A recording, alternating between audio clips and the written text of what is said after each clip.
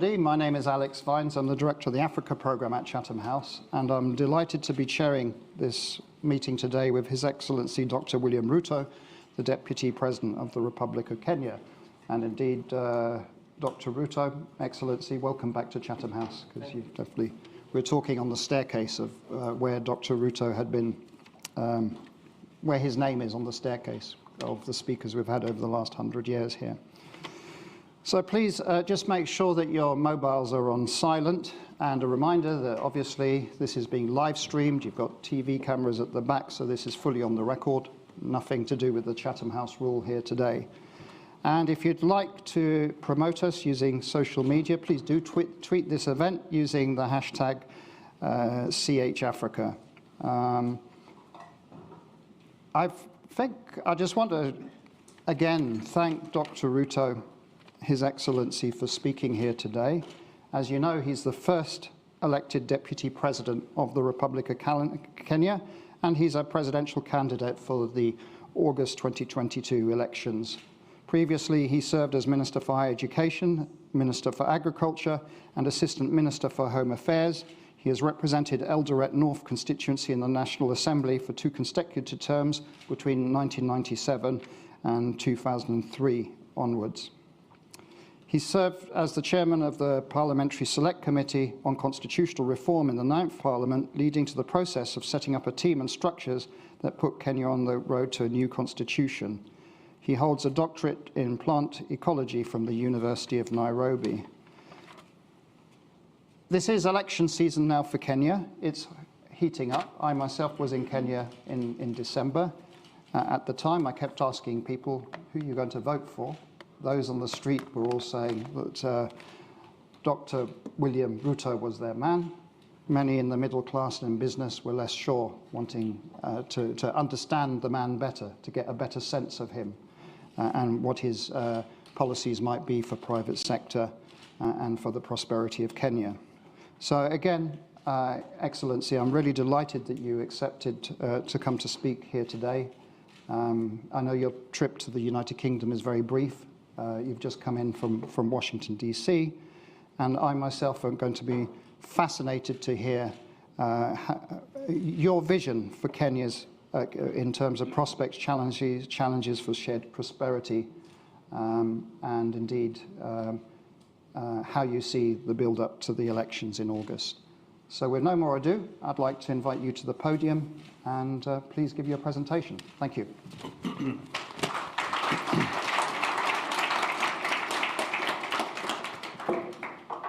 Thank you very much, Dr. Alex Vines.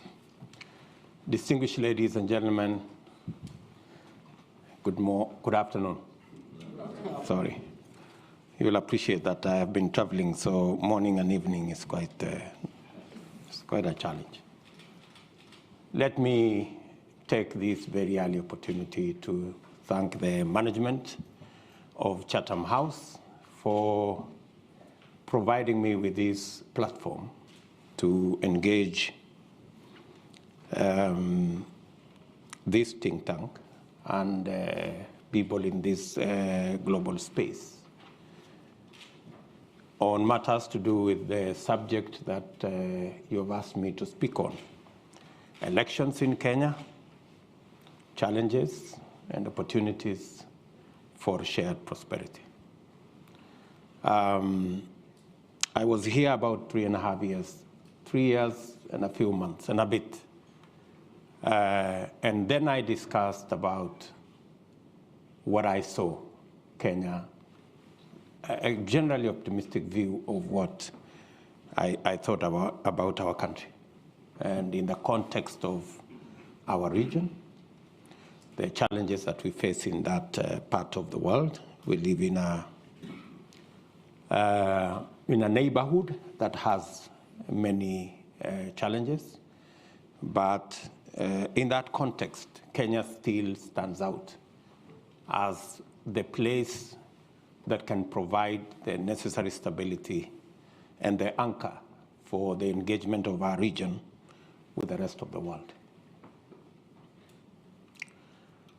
On 9th of August this year, the people of Kenya will go to polls. and we will have an election. A lot has been said about that election. I want to commit on this platform that we will work and deploy every resource in that's it within our ability to make sure that our election is free, is fair, and is peaceful.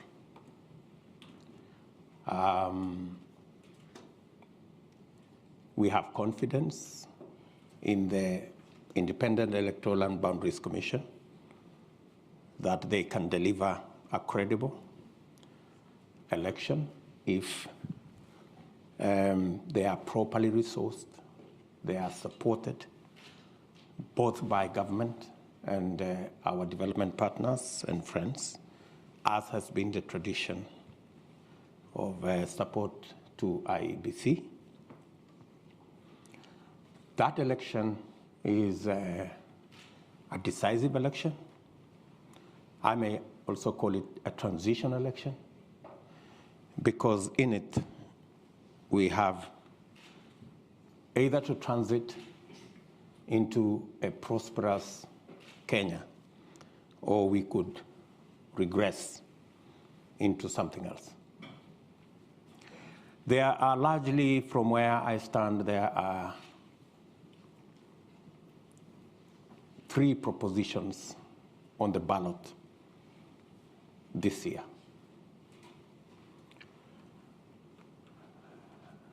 Number 1 is our democracy and constitutionalism. That's on the ballot this year. On our side, we believe that the way to the future is to consolidate our democracy by completing the implementation of our 2010 Constitution that is largely a very progressive constitution that provides for checks and balances, that separates the judiciary from the executive, from the legislature, and provides a system of checks and balances, builds in accountability, ensures that we have shared prosperity with our robust county system of government and our county governments that have become a very big celebration by the people of Kenya of that shared prosperity. On the other side of the divide, of course, we have our competitors who now have doubts about our 2010 Constitution. They have proposed a raft of amendments in the region of 72 different amendments in an exercise called the BBI process. And they want to bring back an imperial presidency. They want more power given to the president.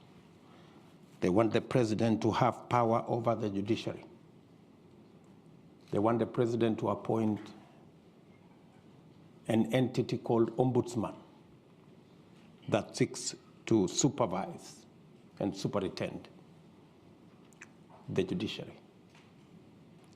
They want the president to go back to appointing ministers from parliament, which in our opinion undermines the oversight responsibility of parliament. If you inject members of the executive into parliament, we go back straight where we were before the new constitution. So on one side, we think we should be able to consolidate our democracy and complete the implementation of the new constitution. On the other side, they want to amend the constitution and take us back where we came from 30 years ago. The second item on the ballot is our political culture. We believe that our focus should be building institutions, institutionalizing our governance, institutionalizing our politics, institutionalizing our accountability, and institutionalizing all the oversight responsibilities and our progress. What do I mean by this? On one side, we believe we must build our politics around political parties. We've painstakingly been part of building national political parties. I was a member of KANU when KANU was a national political party. I was a member of ODM when we built it as a national political party. I participated in building Jubilee as a national political party.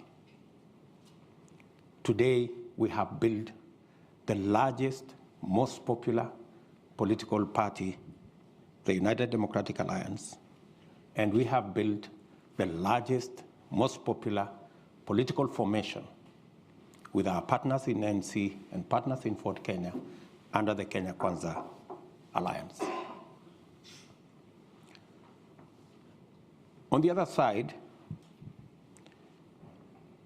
many believe that politics should be built around personalities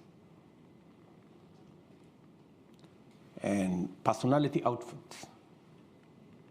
The question I often am asked is, how will you succeed in your presidential campaign unless you have the support of Uhuru Kenyatta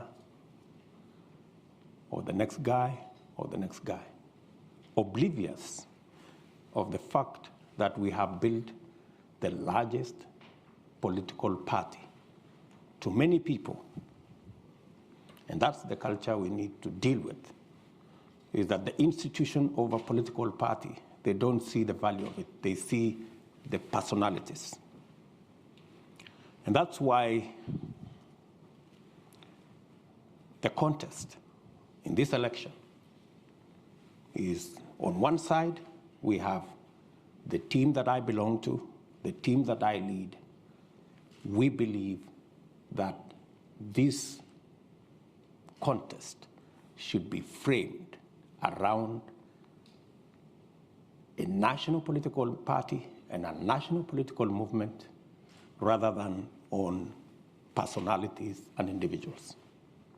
Number one, we believe that we should build our politics around an accountable executive and an accountable government with clear demarcations of the opposition and the government. Our competitors on the other side seem to have blurred lines between what is government and what is the opposition. The result which you see today in Kenya, there is no government and there is no opposition. Today in Kenya, you have a mongrel of a governance system. You don't know whether it is the government that is in the opposition or the opposition is the one that is in government. Today, the leader of the opposition is a project of the system and the deep state of government. And unfortunately, the leader of what is supposed to be the ruling party is actually a squatter, or is it a refugee in the opposition party. So we have quite a situation. And it's because of that that we believe we must not build our politics around individuals. We must build our politics around institutions. if we had built our even engagements around political parties, we wouldn't have ended in the situation that Kenya is in today, where we have opposition members chairing government committees. We have the leader of government being the foremost supporter of the leader of opposition.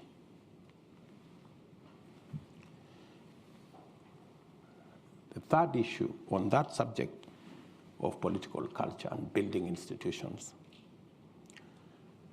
Today, anywhere in Kenya, people will tell you the fight,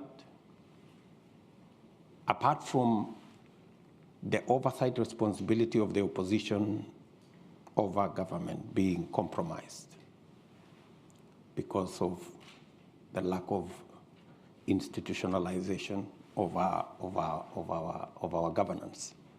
Today, anybody in Kenya will tell you the fight against corruption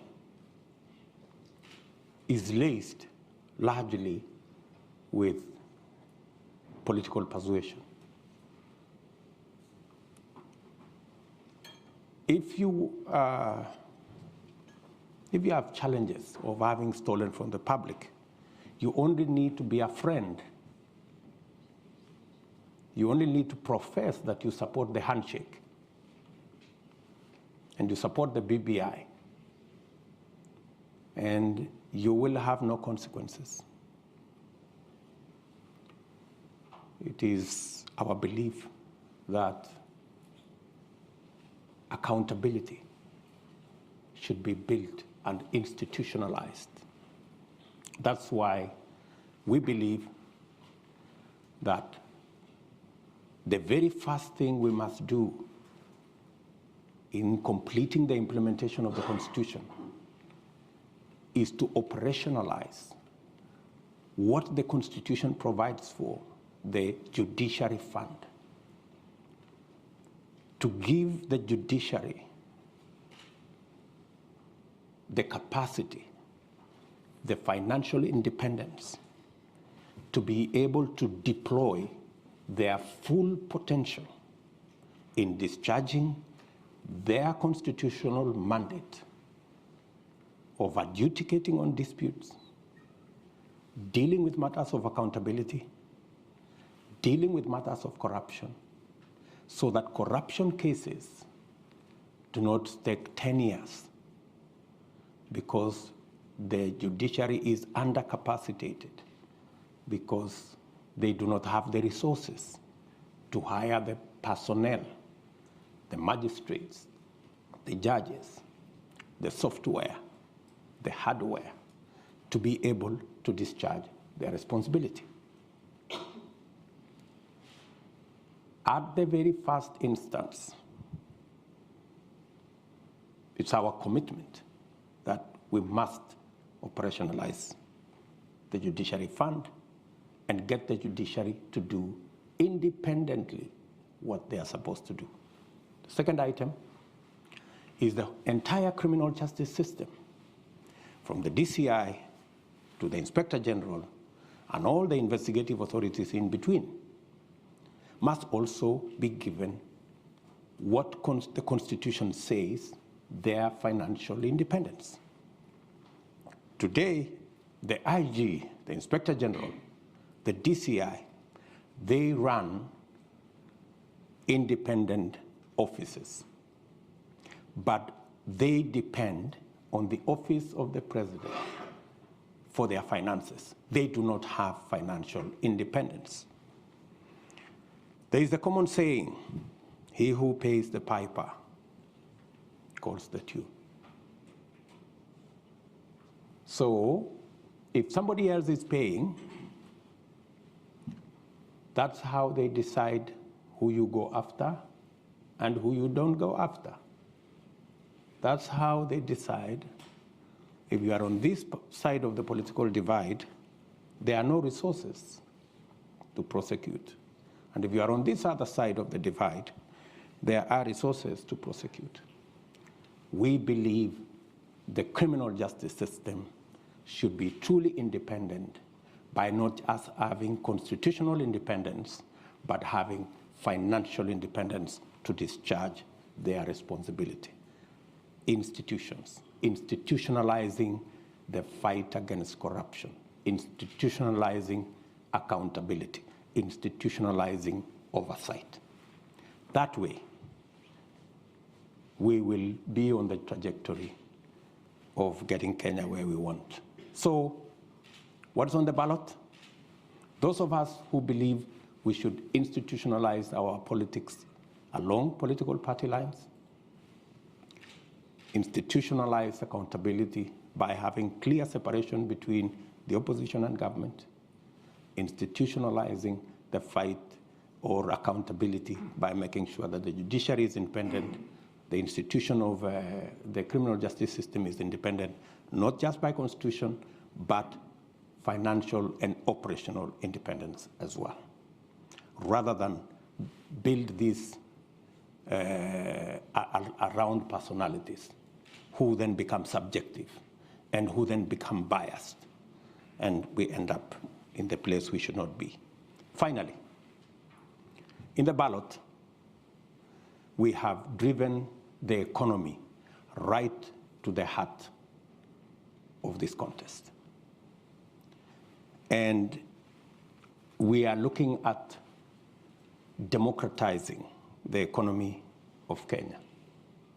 And that is why, with our partners in ANC and Ford Kenya, we have built an economic model around this election that gives us opportunity to expand and make sure that our economic model is inclusive. Make sure that the millions of our citizens who are today locked out of the economic cycle because they have no jobs, 4 million of our young people out of school, out of college, out of university, have no jobs, and it's not going to be business as usual. How are we going to do it differently? We're going to deliberately, and I could give examples later, deliberately invest in areas that are labor intensive, that create jobs, so that we can deal with the challenge of unemployment and create inclusivity. Number two, 80% of all our business is in the space of micro, small, and medium enterprise. We believe to create economic inclusion, this category, who suffer 3 challenges. They do not have legislation to protect their business. They have challenges in the environment in which they operate. And when I say in the environment in which they operate, even huge corporates in Kenya will tell you they have a wall of licenses, 10 licenses, 15 licenses that they have to suffer before they can get their business up and running. And finally, and this is especially for the micro and small enterprises, is the whole challenge of access to credit. It is really the elephant in that space. Let me give you an example. Because of the challenge of access to credit, we have a huge problem of predatory lenders. And because of predatory lenders, today, 15 million Kenyans are blacklisted on Credit Reference Bureau. 15 million Kenyans blacklisted is actually half our working population. That tells you there is a serious problem of access to credit. Many of these micro enterprises, research shows that many of them pay as high as 1,000% per year to access credit. Some 2,000%. While corporates access credit at 10%, the micro and small enterprises access credit all the way to 1,000%. It's reasonably. These are enterprises that end up making $1, $2, maybe $3 on a good day. And with just access to credit, reasonable credit, affordable credit, you can actually increase their income from $2, $3 to $6, $7. You can double their income just by making sure that we access credit. It's a challenge that we have, and it's a challenge we must deal with. Inclusivity again. And this is about the economy. And finally, we have to do something about the biggest sector that drives our economy. 25% of our GDP is contributed to by agriculture. 50% of our GDP, agriculture, plus all the linkages. So it's not possible to discuss the economy of our country without discussing agriculture. And agricultural transformation, right from interventions in seeds, interventions in fertilizer, interventions in market, interventions, getting rid of cartels, dealing with brokers, making sure that we have clear value chains. And if I give you an example, we are, for example, the largest producer of milk in the continent. We produce 5 billion liters of milk. But if you go to see our productivity, it's anywhere between 3 liters or 3 kilos and 4 kilos per cow. Same cow, same farmer, with a little bit of input on a different feed. You can actually take the same cow, same farmer, to 15 liters, 20 liters. You can triple, maybe quadruple their productivity. And we could turn around the fortunes of many, many, many in that space of agriculture. We import 180 billion shillings worth of food items into Kenya, when we have a huge farming community that can actually produce. 12 million households in Kenya are in the category that majority end up being net importers of food, yet they are farmers. We need to build the capacity, increase the productivity of these people who are already in the farms so that they can produce enough for them to eat. And with enhanced productivity, they can begin to help us manage the 180 billion import bill by supplying some of it. So that's really the trajectory I would want us to look at. So we have pushed this whole economic discussion into the equation. Our friends on the other side, maybe they will explain to you what I have heard them talk about is the old stories, the things that haven't made a difference in Kenya. And so I consider that, as I conclude, I consider that the people of Kenya have a choice that cannot be clearer. And it will determine whether we go forward as a stable, progressive, democratic, constitutional country, or we regress to what we see part of the world going. Maybe we see what's going on in Ukraine, that people are beginning to roll back democracy, go back to more authoritarianism and that kind of thing. And the people of Kenya, in my opinion, their choices are very clear. They will choose wisely, and they will choose the next government that they know can deliver prosperity going into the future and overcome their challenges. Thank you very much.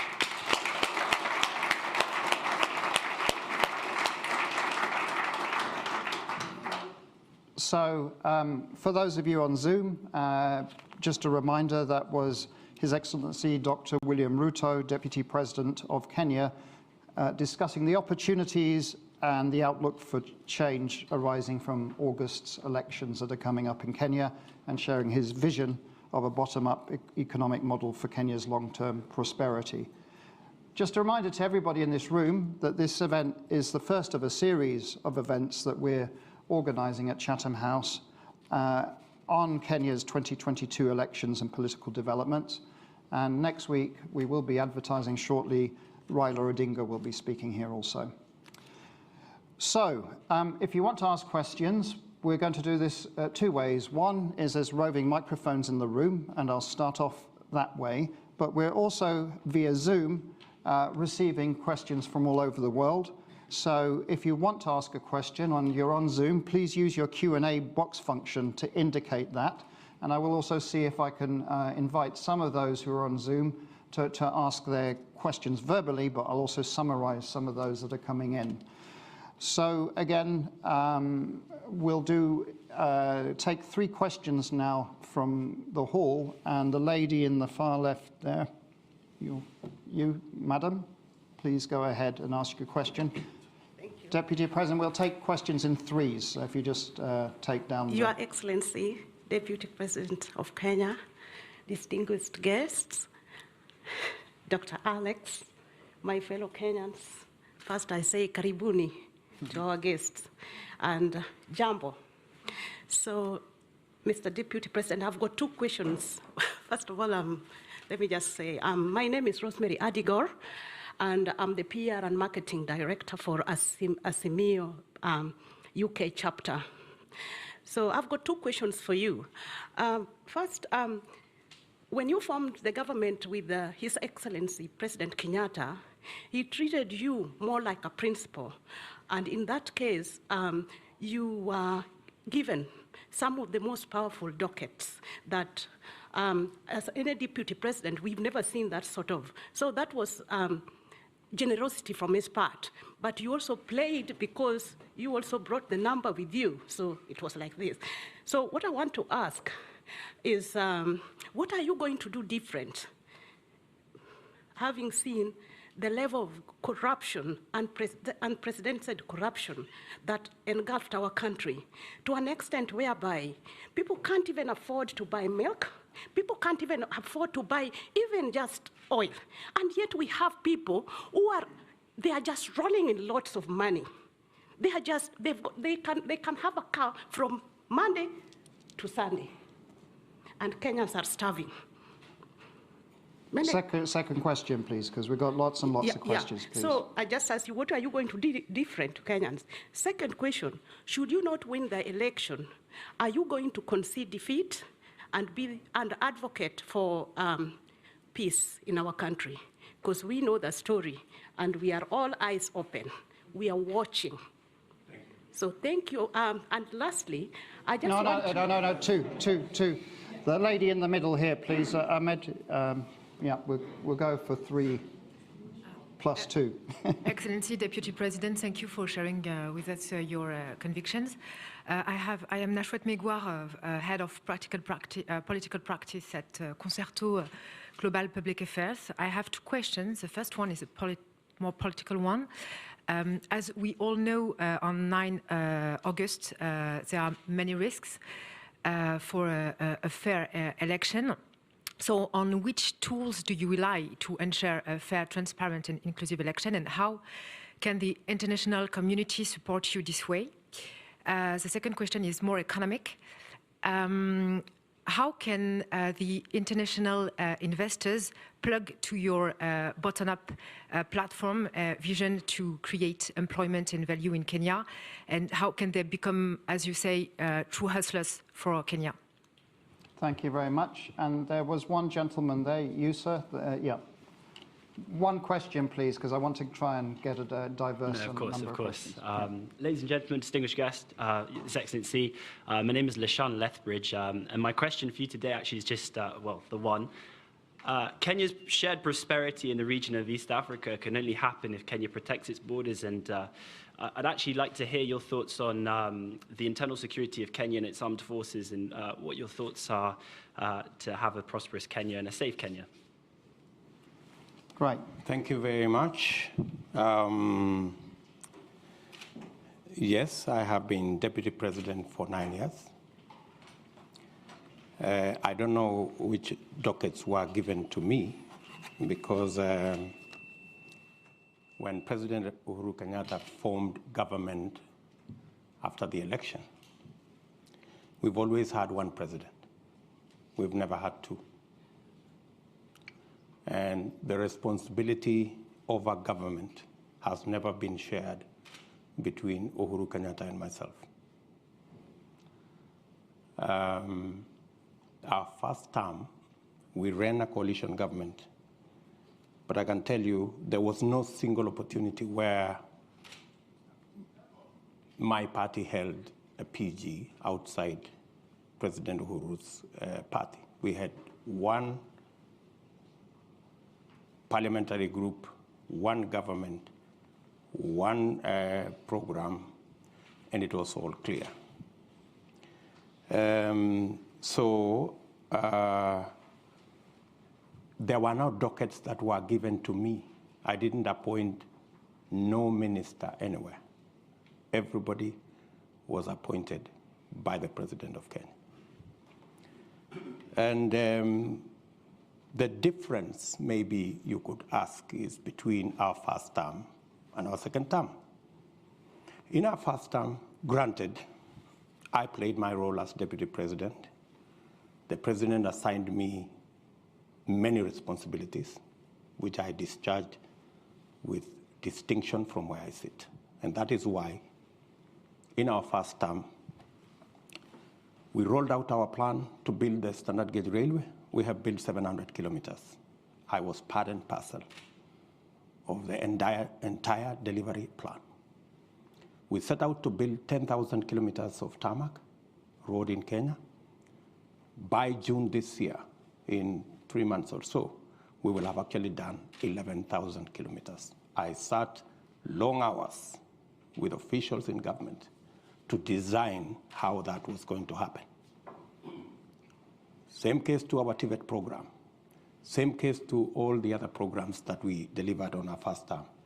And to demonstrate our success, we were re-elected in our second term with twice the margin we had been elected in 2013, clearly demonstrating that the people of Kenya were happy with our delivery.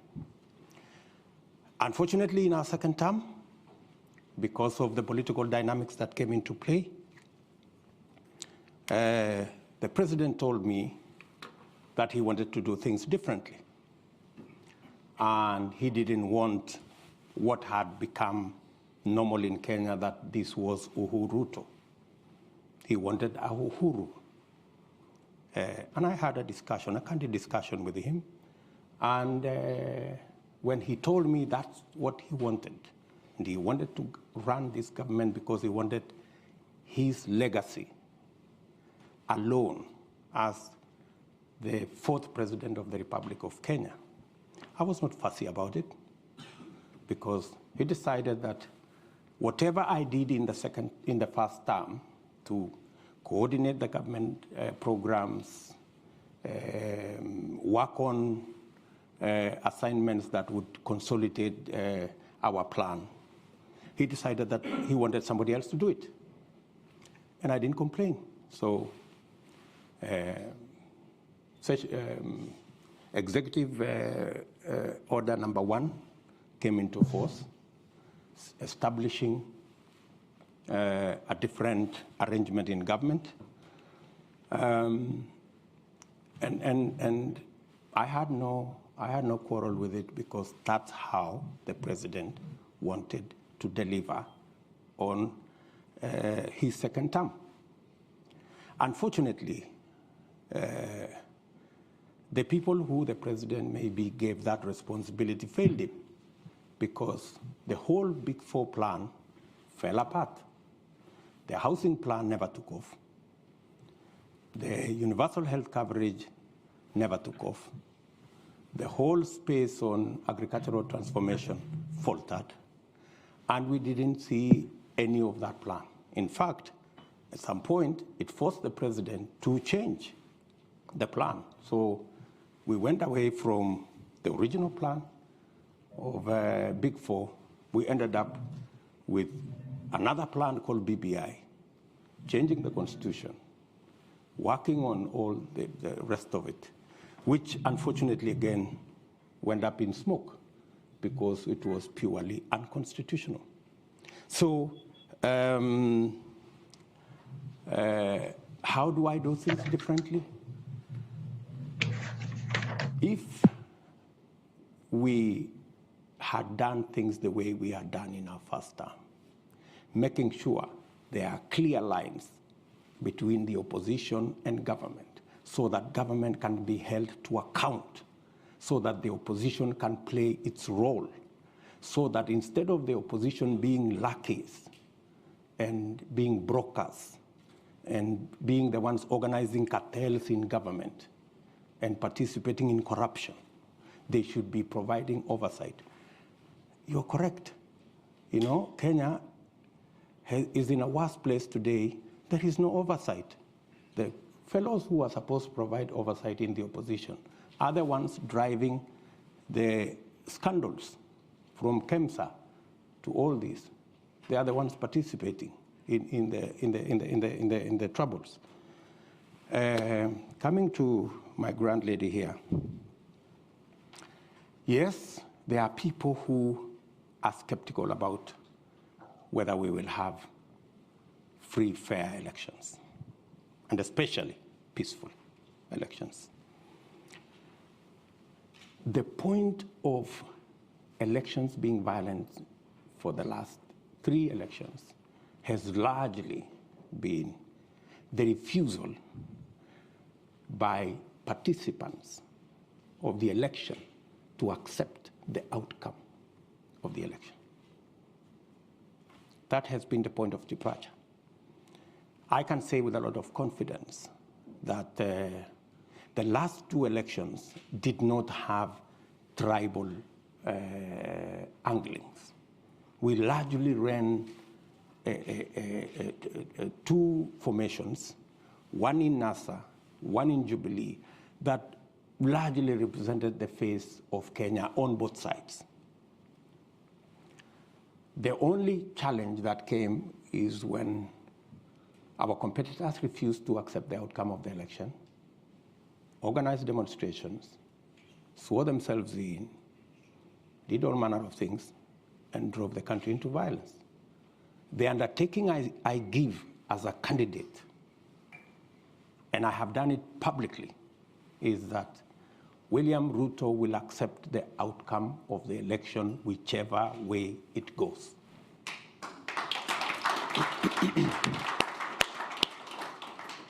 And I want all the other candidates to make the same commitment. They have not made the same commitment. They are dodgy about whether they will accept the outcome of this election. In fact, many on that side, it's in the public domain, have said they will rig the election, right? Many on that side have said to those who care, even if William Ruto wins this election, Uhuru Kenyatta will not hand over power to him. They've said that in public, right? So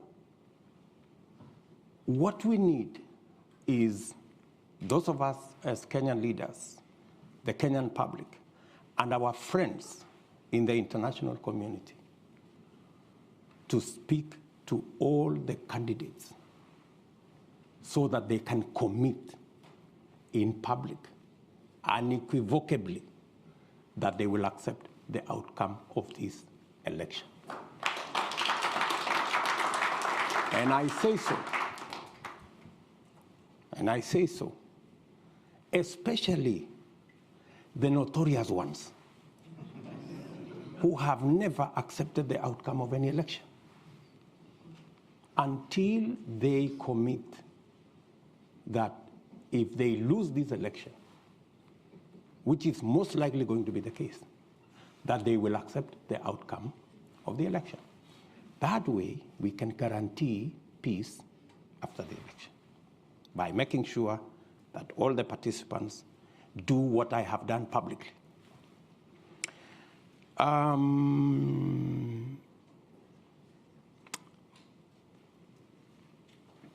The gentleman has talked about the whole security situation. Part of my engagement let me reframe it first. Addressing ourselves to the inclusive economic model goes a long way in managing the security situation within our country, because many of times the contestations and the conflicts are around resource sharing.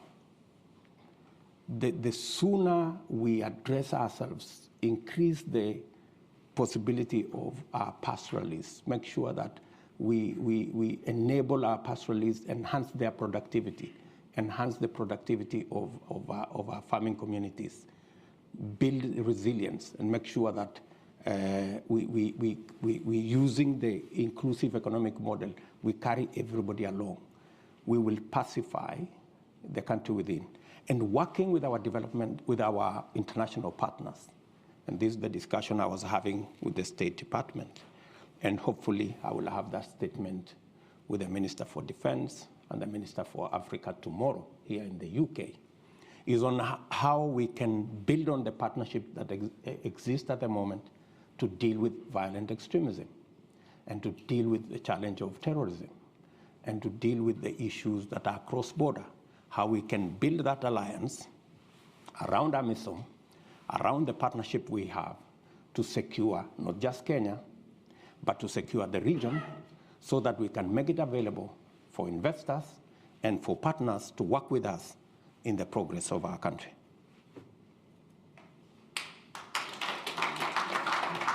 So I'm going to take some of the questions coming in from the continent and beyond. So be patient, please. We've got way too many questions here to deal with in the short time we have, but I will also overrun 10 minutes today, and I will overrun next week by 10 minutes also, so we have equity. So first of all, we've got Mutone Mwajere from Nairobi. If we can, if you'd like to ask your question live, please go ahead. Mutone. Are you there? Hi, this is Mavani. Yeah, I'm here. Can you hear me? Yeah, please go ahead. We can hear you. This is Mavani Wanyaki. I had several questions, but I will respect Alex and ask one. How do you reconcile your stance as a defender of the Constitution today with the fact that you mobilized the no vote in the constitutional referendum of 2010? Thank you. Thank you, Mutoni. We also have a program here called our Common Futures Conversations. And so our next two questions will be from young members of that project. For your information, Deputy President, the Common Futures Conversations project at Chatham House is a centenary initiative. We celebrated our centenary in 2019 that uses a bespoke online platform to provide space for young people in Africa and Europe to share perspectives on key global issues and engage in policy makers. We've received many questions from them, and we've chosen two to ask their questions live to you. So first of all, I'd like to invite Salome Nzuku to ask the question. Salome, please go ahead. Thank you for the opportunity to ask this question. My name is Salome Nzuki. I am a founding member of the Common Futures Conversations community and also a Chatham House Youth Advisory panelist. Currently, I work at the Ministry of Foreign Affairs here in Kenya. Excellency Deputy President, how will you tackle violence against women, safeguard women's rights, and promote gender equality if elected as the 5th President of Kenya? Thank you. Thank you very much. And then the second question is from Daniel Orogo. Daniel, please go ahead. Hello, my name is Daniel Orogo. I am from Nairobi, Kenya. I am a member of the Chatham House Feature Conversation program, and I am a panelist in the political governance.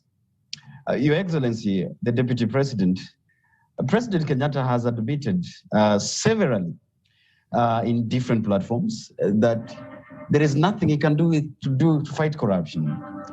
In fact, he has, in one occasion, thrown up his hands on air and says that there is nothing he can do. What do you want me to do? So as part of the presidency that you have been part of, I am interested to hear how you have seen in your campaigns that you do not really articulate about corruption. And I've heard your presentation about the fund, about institutionalization, but I admit that it is coming until late that you too have been dodgy about your agenda about fighting corruption. Is it by default? And if so, what is your pragmatic agenda in tackling corruption under your presidency if you will be elected? Thank you so much. Thank you, Daniel. And the final question is from Uredo Makoji, which is one about tourism, I believe. Uredo, please go ahead. No? No, Uredo? Okay. Maybe you answer those questions. Okay. Maybe let me start with Wanyeki. Let me tell Wanyeki, I am a Democrat.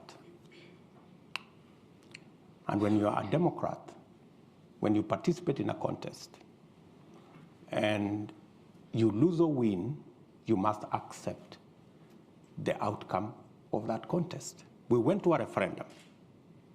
Yes, I mobilized the no vote because I had misgivings about sections, not the whole constitution, sections of that constitution. But when the people of Kenya decided that this is the constitution they want to have, as a Democrat, I had to accept that this now is our document. And I have every right to defend the current constitution because it is the constitution of the Republic of Kenya. And I am a Kenyan. It is a paradox that William Ruto, who had misgivings about sections of the Constitution, today is the defender of the Constitution against the people who pushed for the adoption of the Constitution, who today have become the biggest enemies of the same Constitution. They want to mutilate the same Constitution. And it has to take William Ruto to defend the Constitution of Kenya. Isn't it an irony? I think the people on the other side have more questions to answer than I do. Salome. I quite agree with Salome that we must be even. We are the losers when we exclude women from the leadership of our nation. We have seen the value of women leaders. We have seen the contributions that they make. I have nominated no less than 4 women who have gone ahead to win elections because they've been given a chance to serve. So the more women, the more we provide opportunity for women to participate in leadership, the better for everybody. And that's why, even in the BBI process, I was against getting women from elected positions and making them nominees, of people, their friends, their relatives, their girlfriends, and all the rest of it. We must continuously provide a platform for women to be elected, for them to participate in elective politics. What are we doing? As a party, For every elective post, women pay for nominations half what men pay, as a rule. Number two, we have made it absolutely clear. It is in the rules of our party that any violence is an automatic ticket to disqualification, especially violence against women. So violence is a no-go zone in our party. Violence against women has the severest consequences because we need to provide the opportunity for women to participate in the leadership of our nation. And going forward, we will support the affirmative action components that ensures that representation progressively until we have parity on matters to do with gender becomes part of our equation until we get everybody the opportunity to be elected. David, I don't remember what David was asking. Can you remind me, David? Corruption. Yes, good. David was asking about the subject of corruption. And precisely, he's captured it very well, that there are so many people who pontificate about the fight against corruption. He said, President Kenyatta at some point said there was nothing he could do. I think that's a question he needs to direct to President Kenyatta. I would not throw up my hands that I have nothing to do. I have something to do. I need to get the criminal justice system to have its own financial independence, give them the capacity, the software, the human capital, the hardware to deal with corruption. I have said that I will roll out the judiciary fund to enable the judiciary to deal with accountability by providing them the human resource, the financial independence, the hardware and software to be able to adjudicate over matters and to deal with corruption cases expeditiously. Part of the lethargy around corruption is because it takes 10 years for a corruption case to be dealt with. Why? Because the whole investigation chain is lethargic, and the judiciary do not have the capacity to fast track because they are constrained financially, because we haven't made it possible for them to have that capacity to deal with matters to do with corruption.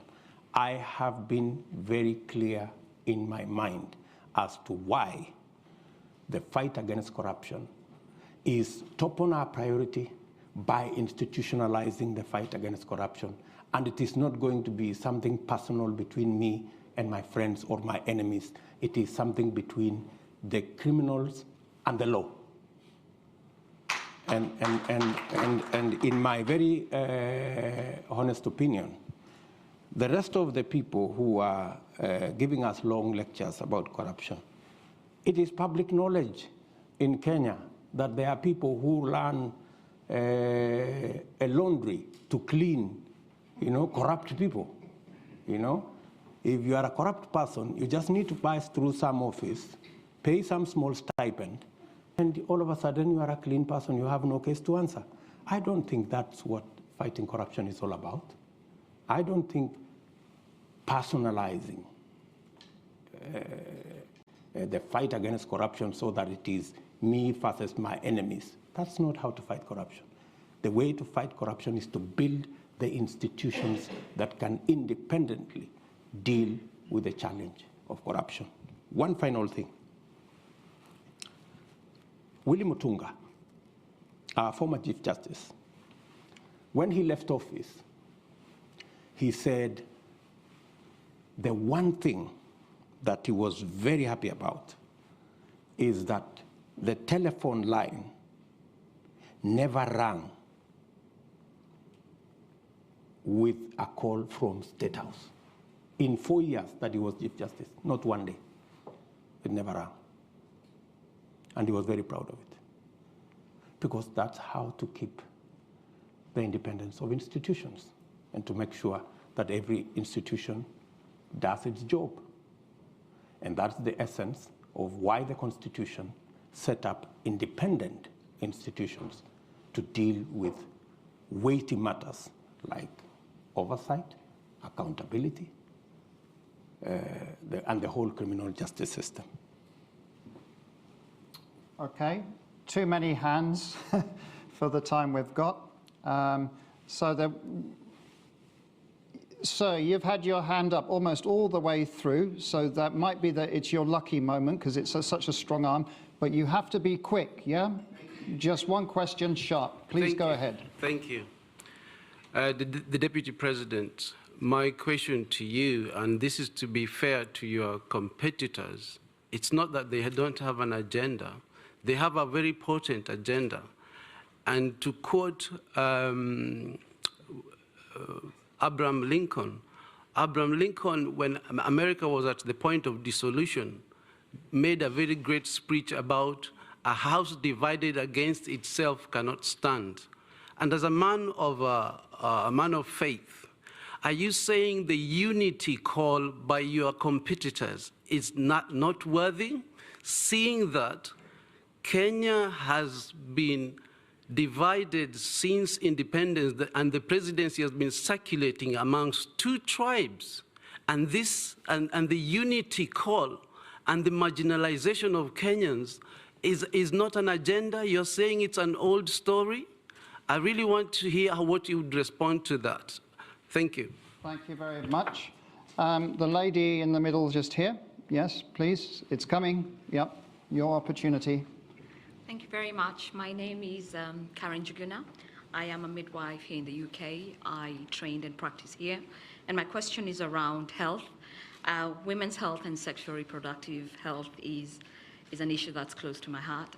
So I would like to ask, what are the plans for your government to tackle the high maternal mortality rate in Kenya? As you know, Africa as a whole, we contribute to 2/3 of maternal death in the world. And Kenya has its fair share.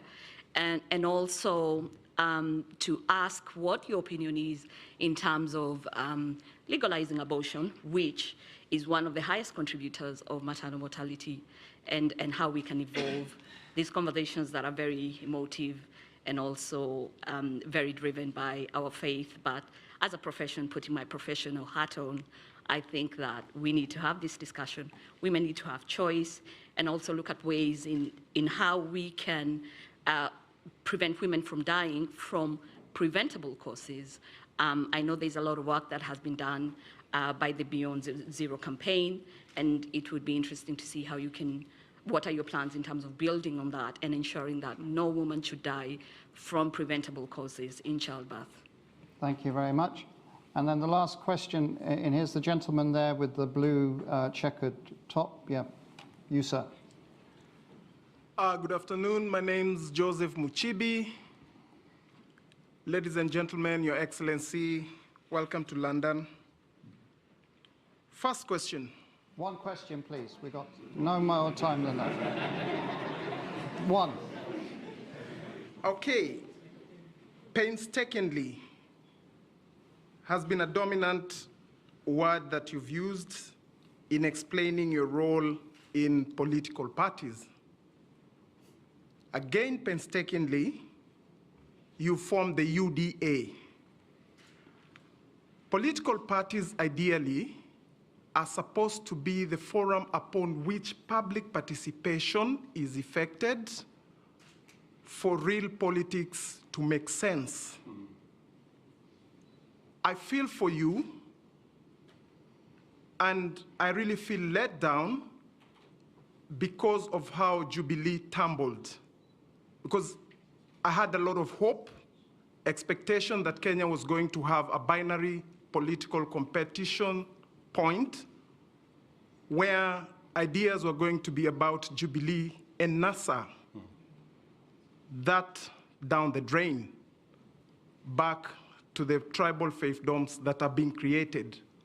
Now the question is, you are on record as having formed or led the United Republican Party, URP.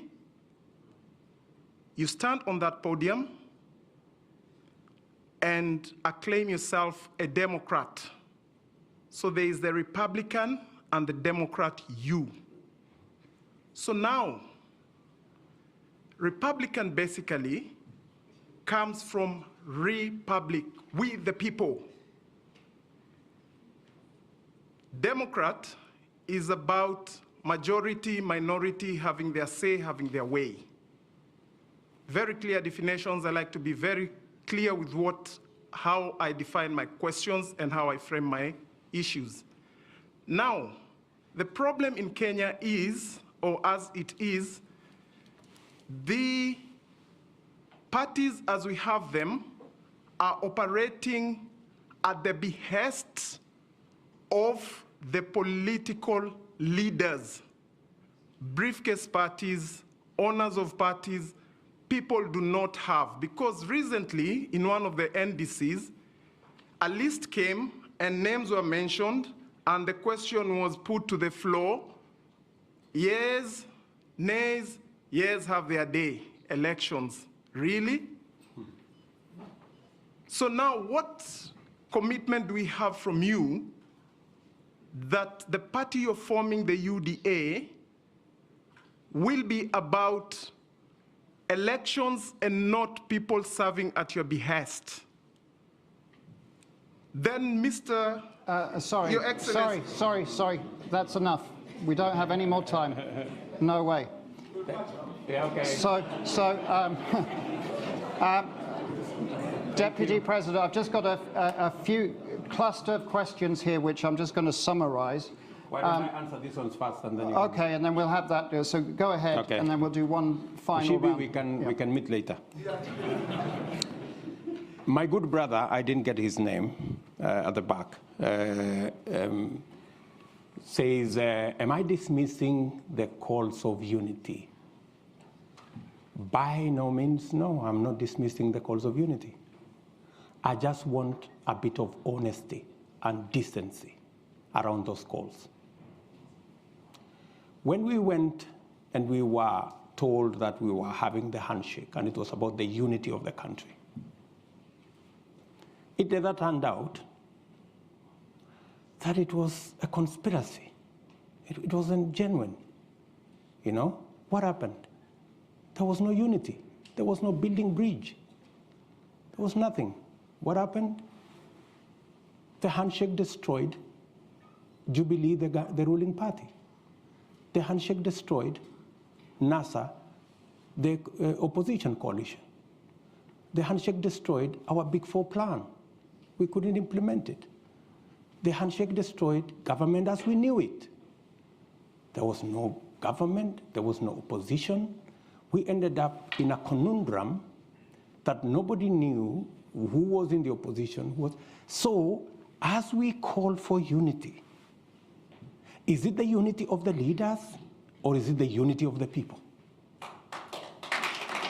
It is way different, because there is a push by our competitors that the unity they understand is that if you have 3, 4, 5 leaders from their communities deciding to work together, that is unity, and every Kenyan should be satisfied with it. We hold a different view. We believe that the unity of the nation will be built around getting everybody included, the inclusion, the political inclusion. That's why we are building a national political movement. That's why we are building a national political party. That's why we and our competitors and our friends, we are building a national political formation. Economic inclusion. It's not that when a leader has occupied an office, he has occupied an office on behalf of his community. No.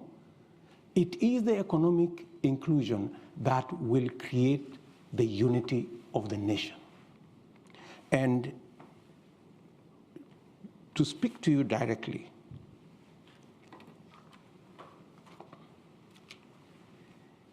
if you want to tell us today that you want us to believe you, that you are genuine about the unity of the country, you know?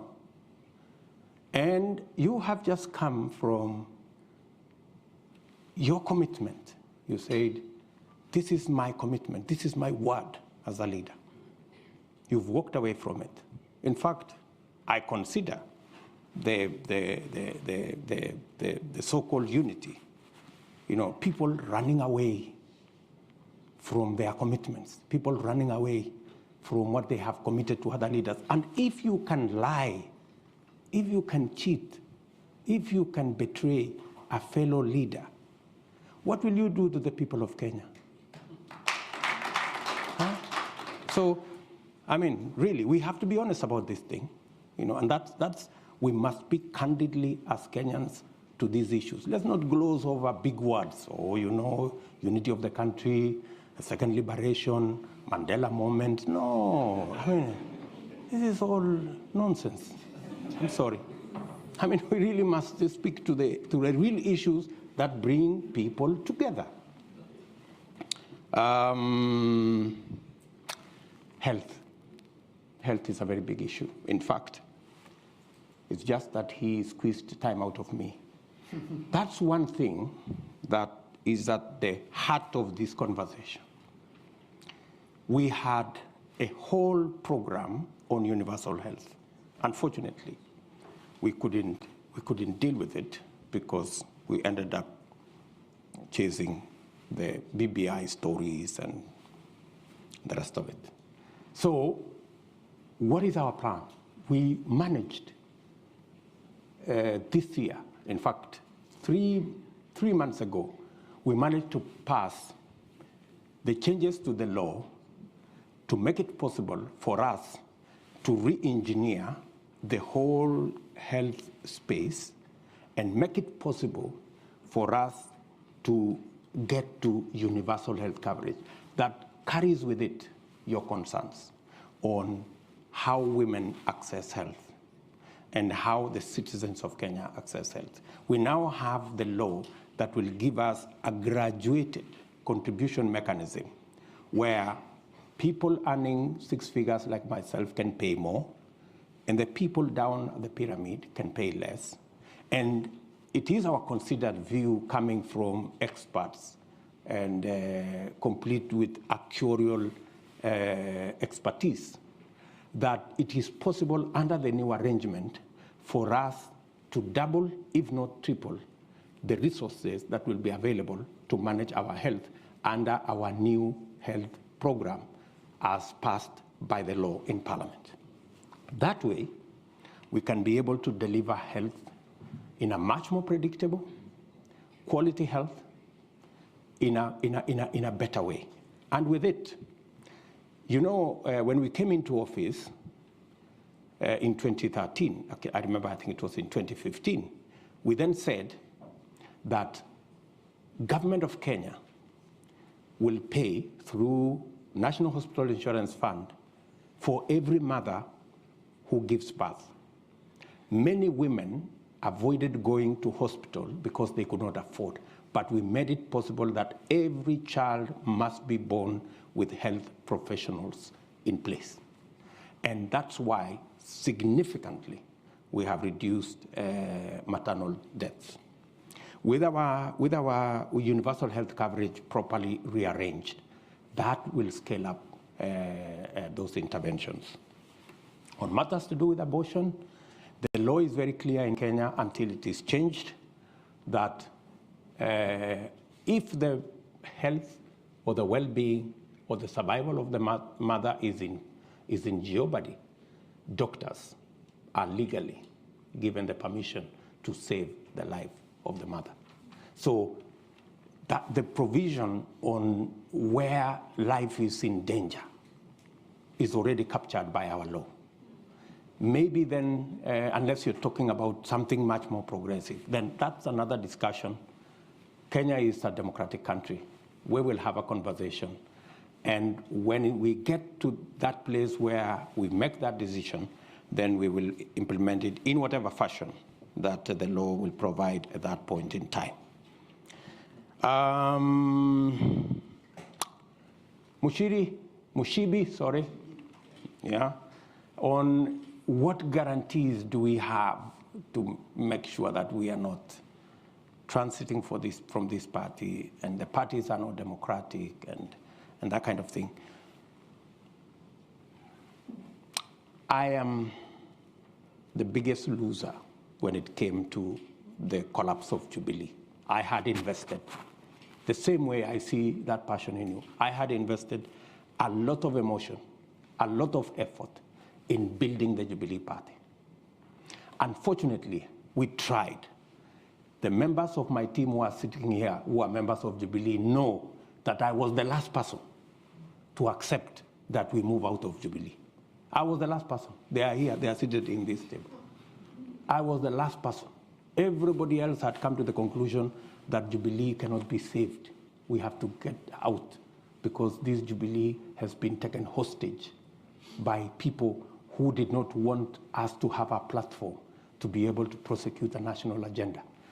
And when there was no option, we left. But the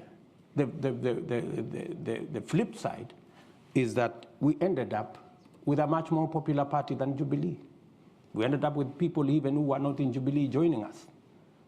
Some of them from other political parties, some of them even from ODM. We even have members of ODM who are sitting in this audience today who have joined us in UDA. So that's what it is. So I quite, the same way you sympathize with me, I also sympathize with you because I could see you are a great believer in that party.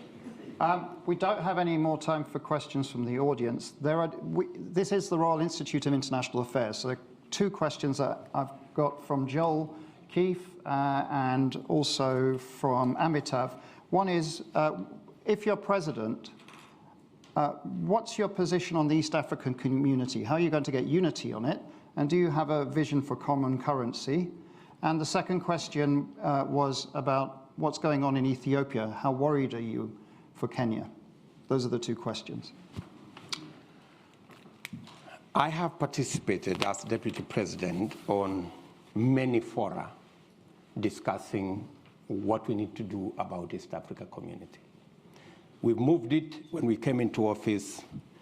We've moved it several steps.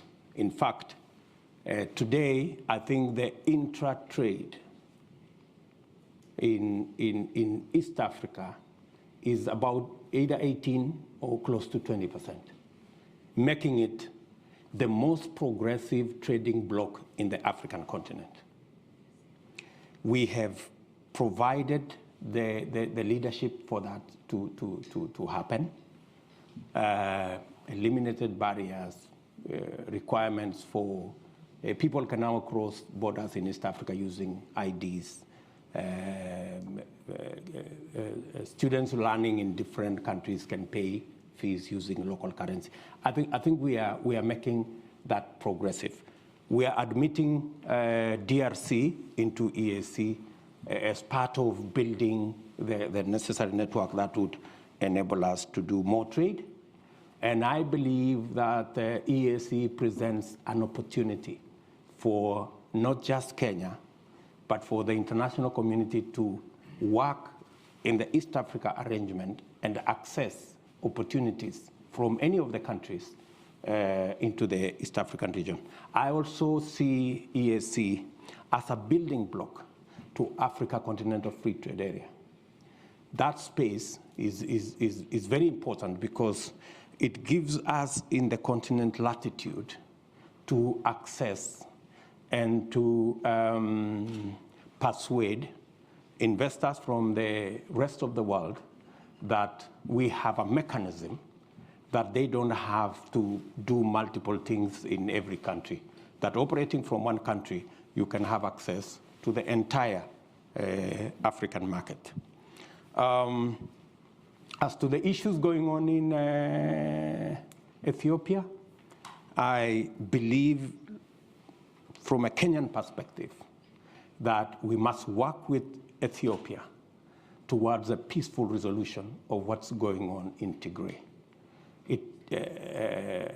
Ethiopia is so important to Kenya because if anything were to happen to Ethiopia, it would put a lot of pressure to Kenya, because then we become the only country stable that can then, anchor that whole region. So Ethiopia is important to us. We have gone out of our way as a country to provide the mechanism for there to be a discussion, a dialogue, and possible a resolution of the issues in Ethiopia, so that together with Ethiopia, Kenya can begin to see how we can stabilize Somalia, complete the elections in Somalia, and make it possible for them to establish a government that we can work with, so that we can form the structures of government. With Ethiopia, again, work on South Sudan to complete the peace discussion there, so that we can also settle the government there, and also work with the Sudan, so that we can transit from the military to a civilian authority, again, to consolidate the whole of Africa and that region, so that we can have a peaceful neighborhood. Thank you very much. So first of all, first point, I want to apologize that we overran a bit. Your indulgence is much appreciated. We will overrun next week for the same amount. Secondly, you're of course all welcome to register for next week, so we'll be very happy to see you again. And also just to to tell you, in fact, the Deputy President mentioned the AFCTA. Well, we've got the the Secretary General of the AFCTA speaking at Chatham House at the end of this month, so we also hope that you'll come back and listen to that. And finally, most importantly, if we can all thank His Excellency Dr. William Ruto for being with us today.